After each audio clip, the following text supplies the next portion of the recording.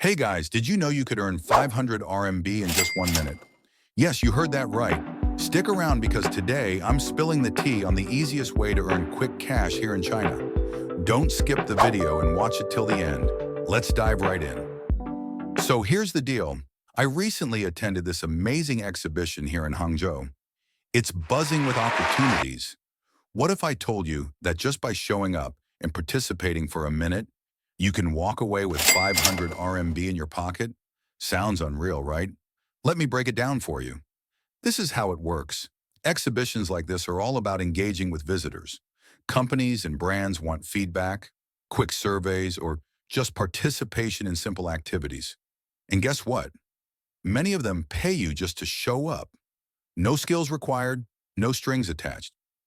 For example, at this exhibition, I found a WeChat group offering 500 RMB just for attending at the exhibition and take some photos. Just a photo, guys. How easy is that? I tried it myself. I walked into this exhibition, signed up, took some photos, and within minutes, I was 500 RMB richer. It's super simple, and anyone can do it. Pro tip, always carry your student ID and your passport if you're an international student. Some booths love to engage with students, so that's an added bonus for you. Now here's the fun part. Opportunities like these are everywhere in China. You just need to find out. Exhibitions, events, surveys, and more ways to earn quick cash. If you're an international student looking to earn quick cash while exploring new places, this is your chance.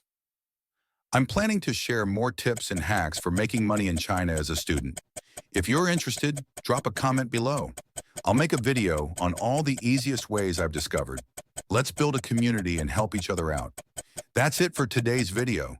Don't forget to hit that like button if you found this useful, and make sure you're subscribed for more exciting content. Until next time, stay curious, stay hustling, and keep exploring.